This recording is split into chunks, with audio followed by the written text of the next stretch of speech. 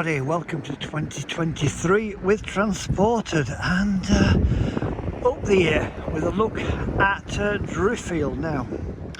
I'm looking now at a crane on the first major form of freight removal in the area, and that is of course the canal.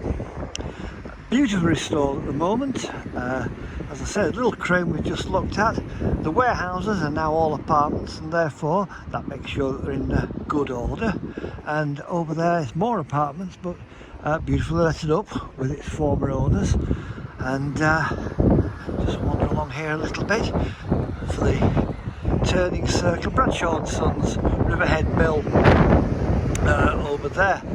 And yeah, I think it may not be the original purpose, but it's still really nice. It makes sure these things are not just some museum pieces, they're still performing a function, if not the one they were built for. If I just come round the back of the mill, you can see more sort of restoration to give it that thing.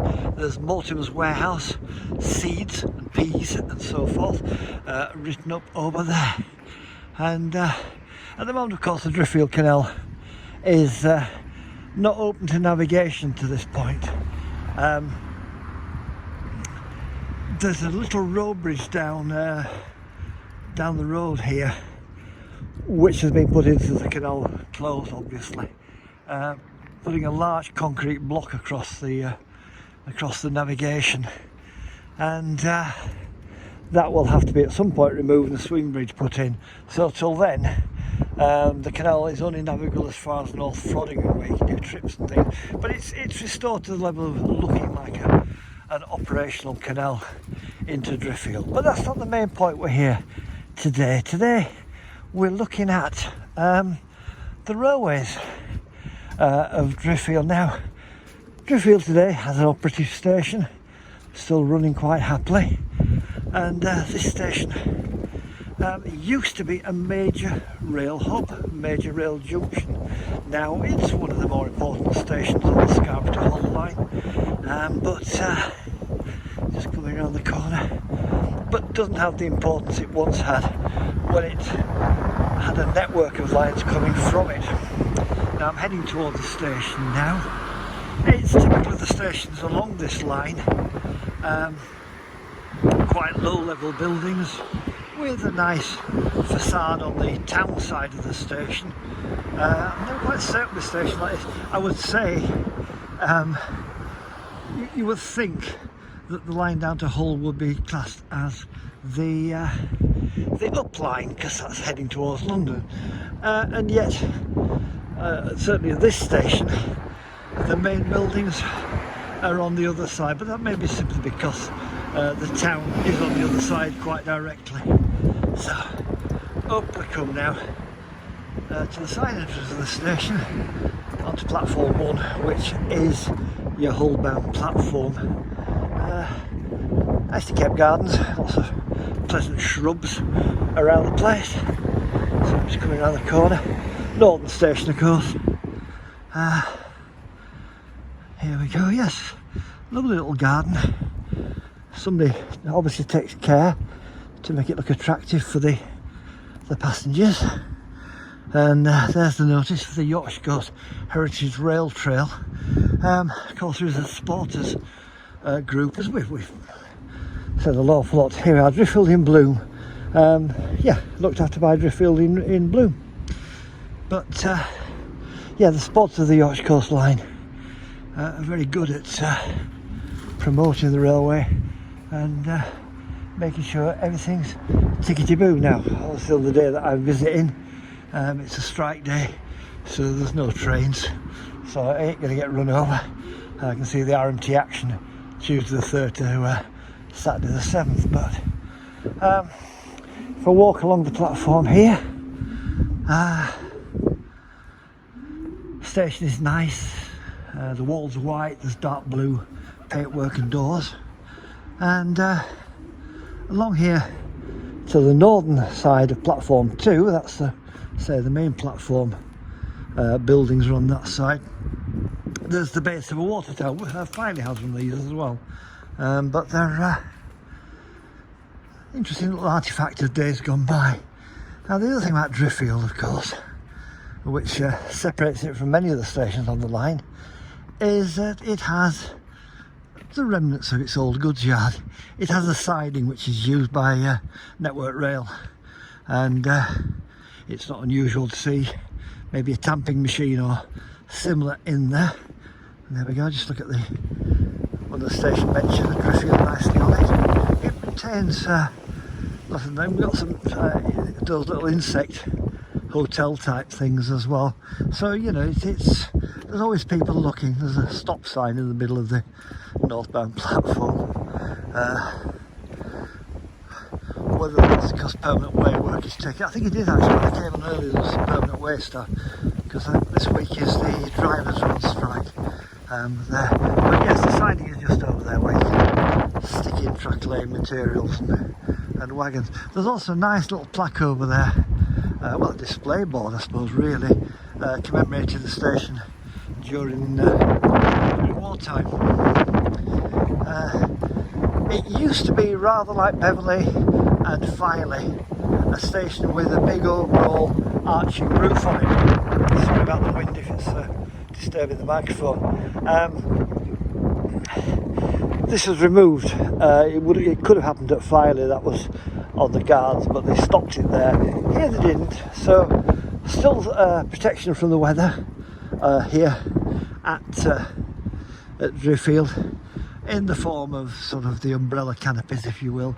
Now many stations where they lost the big early roofing would have this kind of canopy on, the idea being, and this will make you laugh, the idea being that post-nationalisation it was thought that in due course all the lines would be electrified, so these were built in a cutback state to leave space for the overhead wiring. Now of course that never happened on many lines, and it's certainly, I would think Scarborough to Hull would be a low priority, particularly given that this station could easily have closed in the 70s. Never quite certain whether it would have been the Bridlington branch, but anyway, let's leave platform 1 now, make our way down, because I'm going down to see the junction. As I mentioned earlier, Driffield was a junction station, not just a through station as she is now. 2 lines radiated out of Driffield. Firstly, you had the Yorkshire Wolds Railway, which took its course and headed across to Malton. And we're going to look where that junction formerly was. There's still a signal box there, so we know clearly where it was. Just across the line over on this level crossing, which is right at the end of the platform, so rather check it out, get run over. So rather close in. You can see the lines curving away here.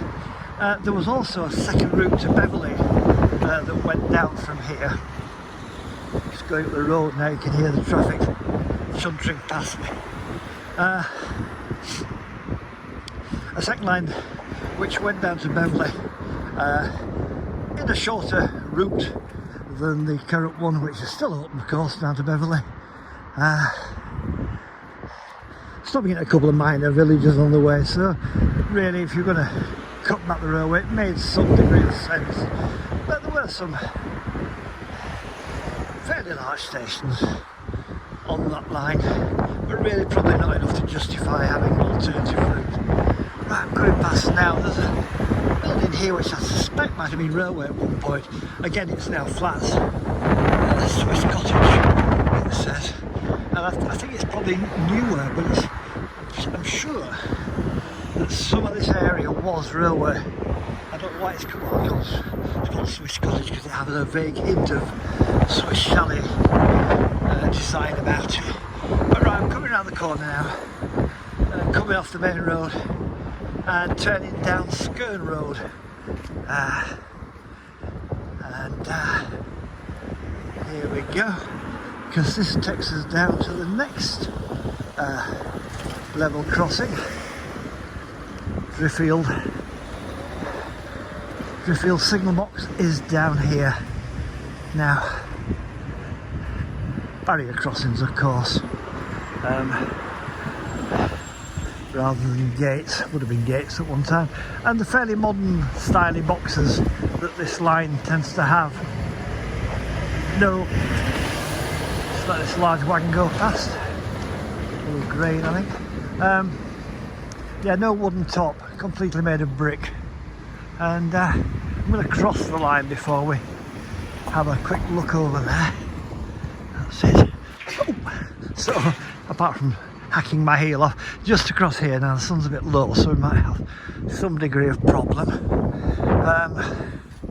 Again, lovely big grain mill. That grain mill, of course, is inevitably more flats, but that had sidings that served it. Now, I'm looking forward, and the line here curves steadily to the left, and that's where the line went off, serving both the railways I've talked about. One of them went, of course, pretty much straight ahead and then started curving right, heading up towards Malton.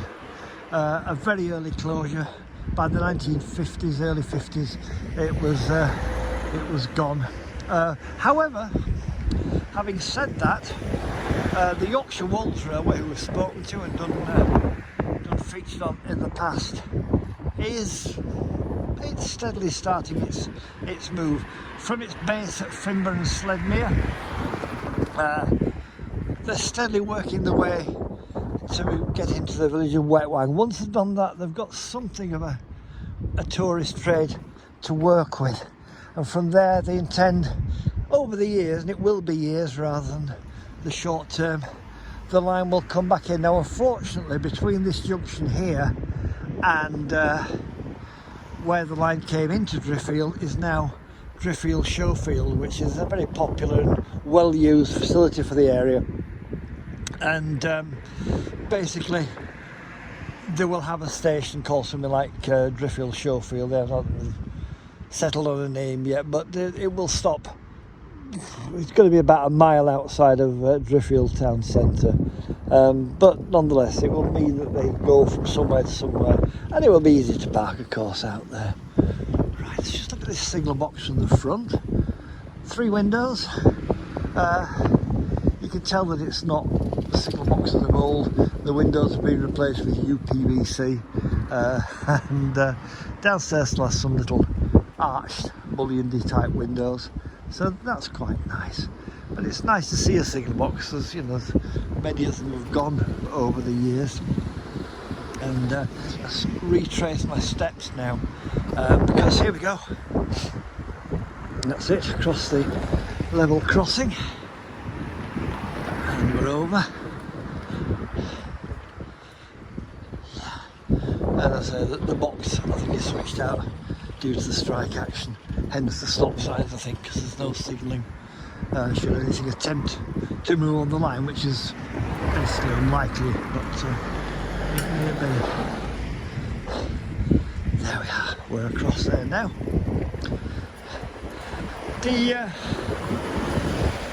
The East Riding stroke the Yorkshire Wolds has seen an awful lot of missed opportunities, and in the North Yorkshire area as well, with closures over the years. The one that most people weep about the most, of course, is the Whitby to Scarborough coastal line up through Robin Hood's Bay. If it could have just held on that bit longer, it would have been an enormous transport plus for this area. Yes, you had to reverse to drop down into Whitby town station, but I don't think that would have been a problem these days. Now, of course, it's a very popular cinder trail, and you can now walk and cycle and indeed horse ride from Scarborough to Whitby along it. But nonetheless, a rail service would have been great. I do remember a proposal which never came to anything, that somebody was hoping to get the track bed and lay a narrow gauge line on it. That equally would have been very good. But again, should anybody ever attempt to put a railway back on that line, you can't get into Scarborough and join the main line anymore. The Fallsgrave Tunnel has been completely filled, and I thought I was going to get run over there. That's right, that car's going the other way. And Sainsbury's is in what used to be Gallows Close yard, so that's shut. And the lines out of Pickering, of course, were a real tragedy. The North Yorkshire Moor Steam Railway, as we know, now runs into Whitby, so it runs from Pickering to Whitby. If it could go the other direction from Pickering, it would be rather wonderful if the line down to Scarborough remained open, or probably more practically, the line which connected via Marish's Road onto the Scarborough to York line. That would have allowed them to run across. You'd have had to do a Welsh Highland jobby there, though. You'd have had to make sure that, just checking again for traffic, you'd have to make sure that there was the capacity, and I'm crossing the road again now, to run that service anyway. But that would have been a thing. Oh yes, and like the Welsh Highland Railway, you'd have had to run through the streets in Pickering. It's all a new road and car park in Pickering. Not insurmountable. That's probably about the only obstacle we've got. Right, let's have a look back at Driffield station.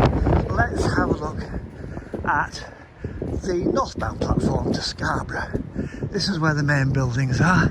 Now, there was once a restaurant on the end of here. That's now gone. But it's a pleasant station. We've got the Yorkshire Coast Commuter Rail Partnership thing now. The Brew Monday, 16th of January. They're having a Brew Monday event at Bridlington Station. Time for a cuppa and a chat. Unfortunately, I shall not be available for that. I've gone to their previous ones.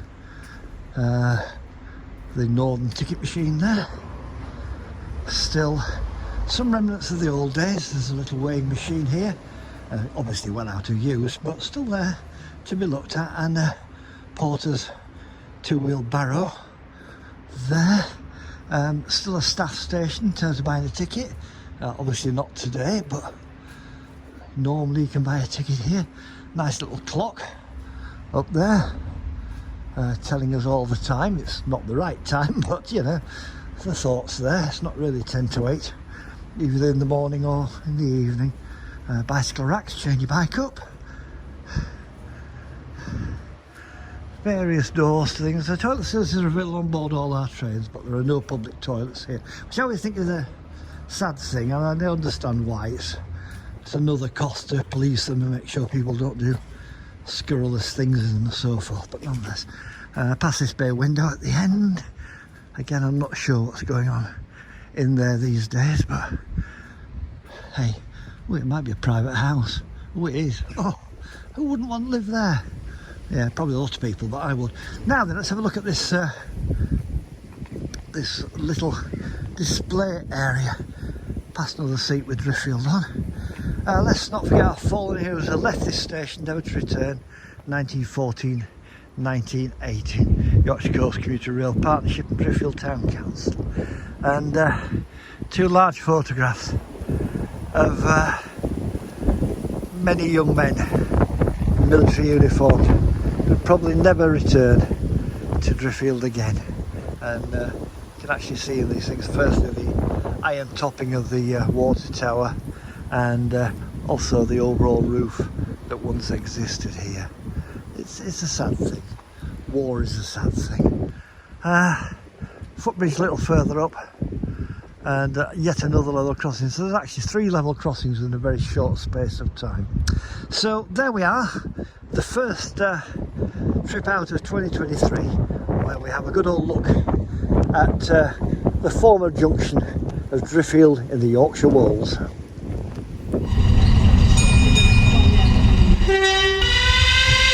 Trains now approaching